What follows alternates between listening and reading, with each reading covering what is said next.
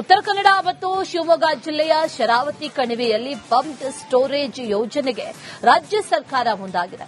ಇದಕ್ಕೆ ಕೇಂದ್ರ ವಿದ್ಯುತ್ ಪ್ರಾಧಿಕಾರವೂ ಕೂಡ ಅನುಮತಿಯನ್ನ ಕೊಟ್ಟಿದೆ. ಆದರೆ ಈ ಯೋಜನೆ ವಿರುದ್ಧ ಈಗ ಜನ ಸಿಡಿದೆದ್ದಿದ್ದಾರೆ. ಇದಕ್ಕೆ ಸಂಬಂಧಪಟ್ಟಂತೆ ಕಂಪ್ಲೀಟ್ ರಿಪೋರ್ಟ್ ಇದೆ, ನೋಡ್ಕೊಂಡು ಬನ್ನಿ.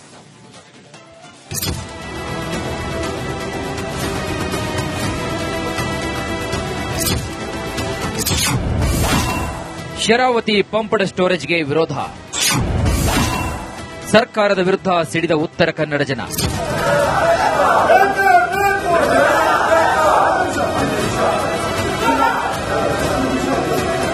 ಉತ್ತರ ಕನ್ನಡದ ಶರಾವತಿ ಕಣಿವೆಯಲ್ಲಿ ಶರಾವತಿ ಪಂಪ್ಡ್ ಸ್ಟೋರೇಜ್ ಯೋಜನೆಗೆ ಸರ್ಕಾರ ಮುಂದಾಗಿದೆ. ಸುಮಾರು 10,240 ಕೋಟಿ ರೂಪಾಯಿ ವೆಚ್ಚದಲ್ಲಿ ಕಾಮಗಾರಿ ನಡೆಸಲಾಗುತ್ತಿದೆ. ಈಗಾಗಲೇ ಕಾಮಗಾರಿಯನ್ನ ಖಾಸಗಿ ಕಂಪನಿಗೆ ಗುತ್ತಿಗೆ ನೀಡಲಾಗಿದೆ. ಯೋಜನೆಯಿಂದ ಶರಾವತಿ ನದಿಯಂಚಿನ ಸರಿಸುಮಾರು 16,041 ಮರಗಳು ನಾಶವಾಗುತ್ತೆ ಅಂತ ಪರಿಸರ ಪ್ರೇಮಿಗಳು ಮತ್ತು ಸ್ಥಳೀಯರು ತೀವ್ರ ವಿರೋಧವನ್ನು ವ್ಯಕ್ತಪಡಿಸುತ್ತಿದ್ದಾರೆ. ಶರಾವತಿ ಪಂಪ್ಡ್ ಯೋಜನೆಯನ್ನ ತಾವು ಯಾವ ಇದರಲ್ಲೂ ಮಾಡೇ ತೀರ್ತೀವಿ ಅನ್ನೋ ರೀತಿಯಲ್ಲಿ ಕರ್ನಾಟಕ ಸರ್ಕಾರ ವ್ಯವಹರಿಸ್ತಾ ಇದೆ.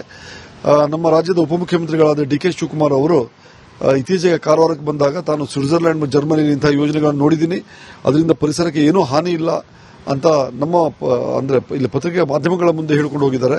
ನೀವು ಜರ್ಮನಿಯಲ್ಲಿ ನೋಡಿರೋದಕ್ಕೂ ಸ್ವಿಟ್ಜರ್ಲೆಂಡ್ ನೋಡಿರೋದಕ್ಕೂ ವೆಸ್ಟರ್ನ್ ಘಾಟ್ ಏರಿಯಾದಲ್ಲಿ ಇರೋ ಕಂಡೀಷನ್ಗೂ ತುಂಬಾ ವ್ಯತ್ಯಾಸ ಇದೆ.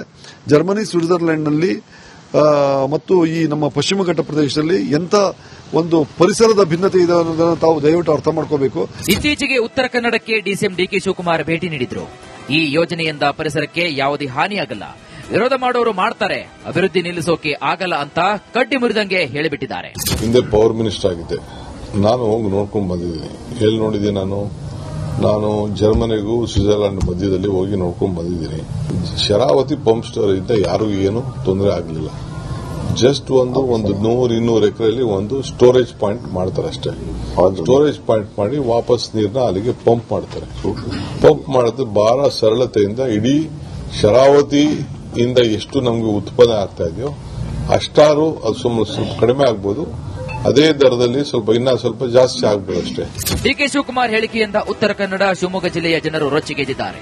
ಆದರೆ ಉಪಮುಖ್ಯಮಂತ್ರಿಗಳು ಯೋಜನೆ ಮಾಡಿಯೇ ಮಾಡ್ತೀವಿ ಅಂತ ಪಟ್ಟು ಹಿಡಿದಿದ್ದಾರೆ. ಇದು ಸ್ಥಳೀಯರು ಮತ್ತು ಪರಿಸರ ಪ್ರೇಮಿಗಳಲ್ಲಿ ಆತಂಕ ಸೃಷ್ಟಿ ಮಾಡಿದೆ. ಇನ್ನು ಈ ಯೋಜನೆಯ ಹೋರಾಟದ ಕಿಚ್ಚು ಎಲ್ಲಿಗೆ ಹೋಗಿ ಮುಟ್ಟುತ್ತೆ ಅಂತ ಕಾದು ನೋಡಬೇಕಾಗಿದೆ. ಶೇಷಗಿರಿ ಮುಂಡಳ್ಳಿ, ರಿಪಬ್ಲಿಕ್ ಕನ್ನಡ, ಕಾರವಾರ.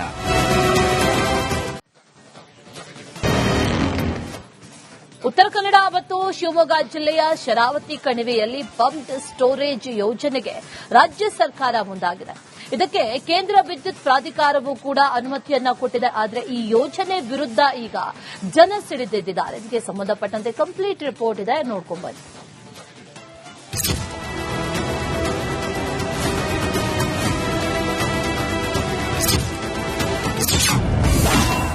ಶರಾವತಿ ಪಂಪ್ಡ್ ಸ್ಟೋರೇಜ್ಗೆ ವಿರೋಧ,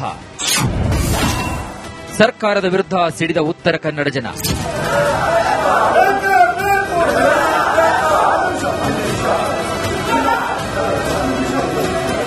ಉತ್ತರ ಕನ್ನಡದ ಶರಾವತಿ ಕಣಿವೆಯಲ್ಲಿ ಶರಾವತಿ ಪಂಪ್ಡ್ ಸ್ಟೋರೇಜ್ ಯೋಜನೆಗೆ ಸರ್ಕಾರ ಮುಂದಾಗಿದೆ. ಸುಮಾರು 10,240 ಕೋಟಿ ರೂಪಾಯಿ ವೆಚ್ಚದಲ್ಲಿ ಕಾಮಗಾರಿ ನಡೆಸಲಾಗುತ್ತಿದೆ. ಈಗಾಗಲೇ ಕಾಮಗಾರಿಯನ್ನ ಖಾಸಗಿ ಕಂಪನಿಗೆ ಗುತ್ತಿಗೆ ನೀಡಲಾಗಿದೆ. ಯೋಜನೆಯಿಂದ ಶರಾವತಿ ನದಿಯಂಚಿನ ಸರಿಸುಮಾರು 16,041 ಮರಗಳು ನಾಶವಾಗುತ್ತೆ ಅಂತ ಪರಿಸರ ಪ್ರೇಮಿಗಳು ಮತ್ತು ಸ್ಥಳೀಯರು ತೀವ್ರ ವಿರೋಧವನ್ನು ವ್ಯಕ್ತಪಡಿಸುತ್ತಿದ್ದಾರೆ. ಶರಾವತಿ ಪಂಪ್ಡ್ ಯೋಜನೆಯನ್ನ ತಾವು ಯಾವ ಇದರಲ್ಲೂ ಮಾಡೇ ತೀರ್ತೀವಿ ಅನ್ನೋ ರೀತಿಯಲ್ಲಿ ಕರ್ನಾಟಕ ಸರ್ಕಾರ ವ್ಯವಹರಿಸ್ತಾ ಇದೆ. ನಮ್ಮ ರಾಜ್ಯದ ಉಪಮುಖ್ಯಮಂತ್ರಿಗಳಾದ ಡಿ ಕೆ ಶಿವಕುಮಾರ್ ಅವರು ಇತ್ತೀಚೆಗೆ ಕಾರವಾರಕ್ಕೆ ಬಂದಾಗ ತಾನು ಸ್ವಿಟ್ಜರ್ಲೆಂಡ್ ಮತ್ತು ಜರ್ಮನಿಯಲ್ಲಿ ಇಂತಹ ಯೋಜನೆಗಳನ್ನು ನೋಡಿದ್ದೀನಿ, ಅದರಿಂದ ಪರಿಸರಕ್ಕೆ ಏನೂ ಹಾನಿ ಇಲ್ಲ ಅಂತ ನಮ್ಮ ಅಂದ್ರೆ ಇಲ್ಲಿ ಪತ್ರಿಕೆ ಮಾಧ್ಯಮಗಳ ಮುಂದೆ ಹೇಳ್ಕೊಂಡು ಹೋಗಿದ್ದಾರೆ. ನೀವು ಜರ್ಮನಿಯಲ್ಲಿ ನೋಡಿರೋದಕ್ಕೂ ಸ್ವಿಟ್ಜರ್ಲೆಂಡ್ ನೋಡಿರೋದಕ್ಕೂ ವೆಸ್ಟರ್ನ್ ಘಾಟ್ ಏರಿಯಾದಲ್ಲಿ ಇರೋ ಕಂಡೀಷನ್ಗೂ ತುಂಬಾ ವ್ಯತ್ಯಾಸ ಇದೆ. ಜರ್ಮನಿ, ಸ್ವಿಟ್ಜರ್ಲೆಂಡ್ನಲ್ಲಿ ಮತ್ತು ಈ ನಮ್ಮ ಪಶ್ಚಿಮ ಘಟ್ಟ ಪ್ರದೇಶದಲ್ಲಿ ಎಂತ ಒಂದು ಪರಿಸರದ ಭಿನ್ನತೆ ಇದೆ ಅನ್ನೋದನ್ನು ತಾವು ದಯವಿಟ್ಟು ಅರ್ಥ ಮಾಡ್ಕೋಬೇಕು. ಇತ್ತೀಚೆಗೆ ಉತ್ತರ ಕನ್ನಡಕ್ಕೆ ಡಿಸಿಎಂ ಡಿಕೆ ಶಿವಕುಮಾರ್ ಭೇಟಿ ನೀಡಿದ್ರು. ಈ ಯೋಜನೆಯಿಂದ ಪರಿಸರಕ್ಕೆ ಯಾವುದೇ ಹಾನಿಯಾಗಲ್ಲ, ವಿರೋಧ ಮಾಡೋರು ಮಾಡ್ತಾರೆ, ಅಭಿವೃದ್ಧಿ ನಿಲ್ಲಿಸೋಕೆ ಆಗಲ್ಲ ಅಂತ ಕಡ್ಡಿ ಮುರಿದಂಗೆ ಹೇಳಿಬಿಟ್ಟಿದ್ದಾರೆ. ಹಿಂದೆ ಪವರ್ ಮಿನಿಸ್ಟರ್ ಆಗಿದ್ದೆ, ನಾನು ಹೋಗಿ ನೋಡ್ಕೊಂಡು ಬಂದಿದ್ದೀನಿ. ಎಲ್ಲಿ ನೋಡಿದ್ದೀನಿ ನಾನು ಜರ್ಮನಿಗೂ ಸ್ವಿಟ್ಜರ್ಲೆಂಡ್ ಮಧ್ಯದಲ್ಲಿ ಹೋಗಿ ನೋಡ್ಕೊಂಡು ಬಂದಿದ್ದೀನಿ. ಶರಾವತಿ ಪಂಪ್ ಸ್ಟೋರ್ ಇಂದ ಯಾರಿಗೂ ಏನು ತೊಂದರೆ ಆಗಲಿಲ್ಲ.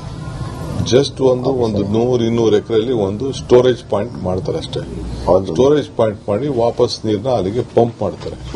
ಪಂಪ್ ಮಾಡಿದ್ರೆ ಬಹಳ ಸರಳತೆಯಿಂದ ಇಡೀ ಶರಾವತಿಯಿಂದ ಎಷ್ಟು ನಮಗೆ ಉತ್ಪನ್ನ ಆಗ್ತಾ ಇದೆಯೋ ಅಷ್ಟಾರು ಅದು ಸ್ವಲ್ಪ ಕಡಿಮೆ ಆಗ್ಬೋದು. ಅದೇ ದರದಲ್ಲಿ ಇನ್ನ ಸ್ವಲ್ಪ ಜಾಸ್ತಿ ಆಗ್ಬೋದು ಅಷ್ಟೇ. ಡಿಕೆ ಶಿವಕುಮಾರ್ ಹೇಳಿಕೆಯಿಂದ ಉತ್ತರ ಕನ್ನಡ ಶಿವಮೊಗ್ಗ ಜಿಲ್ಲೆಯ ಜನರು ರೊಚ್ಚಿಗೆದ್ದಿದ್ದಾರೆ. ಆದರೆ ಉಪಮುಖ್ಯಮಂತ್ರಿಗಳು ಯೋಜನೆ ಮಾಡಿಯೇ ಮಾಡ್ತೀವಿ ಅಂತ ಪಟ್ಟು ಹಿಡಿದಿದ್ದಾರೆ.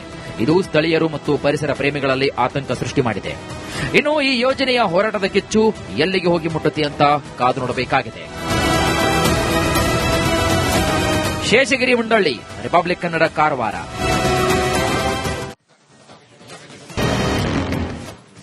ಉತ್ತರ ಕನ್ನಡ ಮತ್ತು ಶಿವಮೊಗ್ಗ ಜಿಲ್ಲೆಯ ಶರಾವತಿ ಕಣಿವೆಯಲ್ಲಿ ಪಂಪ್ಡ್ ಸ್ಟೋರೇಜ್ ಯೋಜನೆಗೆ ರಾಜ್ಯ ಸರ್ಕಾರ ಮುಂದಾಗಿದೆ. ಇದಕ್ಕೆ ಕೇಂದ್ರ ವಿದ್ಯುತ್ ಪ್ರಾಧಿಕಾರವೂ ಕೂಡ ಅನುಮತಿಯನ್ನ ಕೊಟ್ಟಿದೆ. ಆದರೆ ಈ ಯೋಜನೆ ವಿರುದ್ಧ ಈಗ ಜನ ಸಿಡಿದೆದ್ದಿದ್ದಾರೆ. ಇದಕ್ಕೆ ಸಂಬಂಧಪಟ್ಟಂತೆ ಕಂಪ್ಲೀಟ್ ರಿಪೋರ್ಟ್ ಇದೆ, ನೋಡ್ಕೊಂಡ್ಬನ್ನಿ.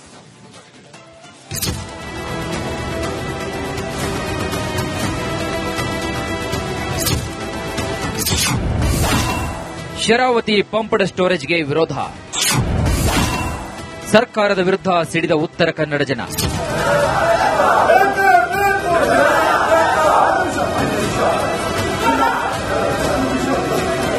ಉತ್ತರ ಕನ್ನಡದ ಶರಾವತಿ ಕಣಿವೆಯಲ್ಲಿ ಶರಾವತಿ ಪಂಪ್ಡ್ ಸ್ಟೋರೇಜ್ ಯೋಜನೆಗೆ ಸರ್ಕಾರ ಮುಂದಾಗಿದೆ. ಸುಮಾರು 10,240 ಕೋಟಿ ರೂಪಾಯಿ ವೆಚ್ಚದಲ್ಲಿ ಕಾಮಗಾರಿ ನಡೆಸಲಾಗುತ್ತಿದೆ. ಈಗಾಗಲೇ ಕಾಮಗಾರಿಯನ್ನ ಖಾಸಗಿ ಕಂಪನಿಗೆ ಗುತ್ತಿಗೆ ನೀಡಲಾಗಿದೆ. ಯೋಜನೆಯಿಂದ ಶರಾವತಿ ನದಿಯಂಚಿನ ಸರಿಸುಮಾರು 16,041 ಮರಗಳು ನಾಶವಾಗುತ್ತೆ ಅಂತ ಪರಿಸರ ಪ್ರೇಮಿಗಳು ಮತ್ತು ಸ್ಥಳೀಯರು ತೀವ್ರ ವಿರೋಧವನ್ನು ವ್ಯಕ್ತಪಡಿಸುತ್ತಿದ್ದಾರೆ. ಶರಾವತಿ ಪಂಪ್ಡ್ ಯೋಜನೆಯನ್ನ ತಾವು ಯಾವ ಇದರಲ್ಲೂ ಮಾಡೇ ತೀರ್ತೀವಿ ಅನ್ನೋ ರೀತಿಯಲ್ಲಿ ಕರ್ನಾಟಕ ಸರ್ಕಾರ ವ್ಯವಹರಿಸ್ತಾ ಇದೆ.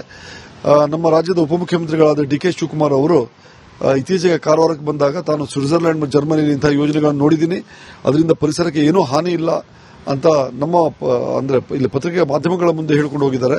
ನೀವು ಜರ್ಮನಿಯಲ್ಲಿ ನೋಡಿರೋದಕ್ಕೂ ಸ್ವಿಟ್ಜರ್ಲೆಂಡ್ ನೋಡಿರೋದಕ್ಕೂ ವೆಸ್ಟರ್ನ್ ಘಾಟ್ ಏರಿಯಾದಲ್ಲಿ ಇರೋ ಕಂಡೀಷನ್ಗೂ ತುಂಬಾ ವ್ಯತ್ಯಾಸ ಇದೆ. ಜರ್ಮನಿ, ಸ್ವಿಟ್ಜರ್ಲೆಂಡ್ನಲ್ಲಿ ಮತ್ತು ಈ ನಮ್ಮ ಪಶ್ಚಿಮ ಘಟ್ಟ ಪ್ರದೇಶದಲ್ಲಿ ಎಂಥ ಒಂದು ಪರಿಸರದ ಭಿನ್ನತೆ ಇದೆ ಅನ್ನೋದನ್ನು ತಾವು ದಯವಿಟ್ಟು ಅರ್ಥ ಮಾಡ್ಕೋಬೇಕು. ಇತ್ತೀಚೆಗೆ ಉತ್ತರ ಕನ್ನಡಕ್ಕೆ ಡಿಸಿಎಂ ಡಿಕೆ ಶಿವಕುಮಾರ್ ಭೇಟಿ ನೀಡಿದ್ರು. ಈ ಯೋಜನೆಯಿಂದ ಪರಿಸರಕ್ಕೆ ಯಾವುದೇ ಹಾನಿಯಾಗಲ್ಲ, ವಿರೋಧ ಮಾಡೋರು ಮಾಡ್ತಾರೆ, ಅಭಿವೃದ್ಧಿ ನಿಲ್ಲಿಸೋಕೆ ಆಗಲ್ಲ ಅಂತ ಕಡ್ಡಿ ಮುರಿದಂಗೆ ಹೇಳಿಬಿಟ್ಟಿದ್ದಾರೆ. ಹಿಂದೆ ಪವರ್ ಮಿನಿಸ್ಟರ್ ಆಗಿದ್ದೆ, ನಾನು ಹೋಗಿ ನೋಡ್ಕೊಂಡು ಬಂದಿದ್ದೀನಿ. ಎಲ್ಲಿ ನೋಡಿದ್ದೀನಿ ನಾನು ಜರ್ಮನಿಗೂ ಸ್ವಿಟ್ಜರ್ಲೆಂಡ್ ಮಧ್ಯದಲ್ಲಿ ಹೋಗಿ ನೋಡ್ಕೊಂಡು ಬಂದಿದ್ದೀನಿ. ಶರಾವತಿ ಪಂಪ್ ಸ್ಟೋರೇಜ್ ಇಂದ ಯಾರಿಗೂ ಏನು ತೊಂದರೆ ಆಗಲಿಲ್ಲ. ಜಸ್ಟ್ ಒಂದು 100-200 ಎಕರೆಯಲ್ಲಿ ಒಂದು ಸ್ಟೋರೇಜ್ ಪಾಯಿಂಟ್ ಮಾಡ್ತಾರೆ ಅಷ್ಟೇ. ಸ್ಟೋರೇಜ್ ಪಾಯಿಂಟ್ ಮಾಡಿ ವಾಪಸ್ ನೀರನ್ನ ಅಲ್ಲಿಗೆ ಪಂಪ್ ಮಾಡ್ತಾರೆ. ಪಂಪ್ ಮಾಡಿದ್ರೆ ಬಹಳ ಸರಳತೆಯಿಂದ ಇಡೀ ಶರಾವತಿಯಿಂದ ಎಷ್ಟು ನಮಗೆ ಉತ್ಪನ್ನ ಆಗ್ತಾ ಇದೆಯೋ ಅಷ್ಟಾರು ಅದು ಸ್ವಲ್ಪ ಕಡಿಮೆ ಆಗ್ಬೋದು. ಅದೇ ದರದಲ್ಲಿ ಇನ್ನ ಸ್ವಲ್ಪ ಜಾಸ್ತಿ ಆಗ್ಬೋದು ಅಷ್ಟೇ. ಡಿಕೆ ಶಿವಕುಮಾರ್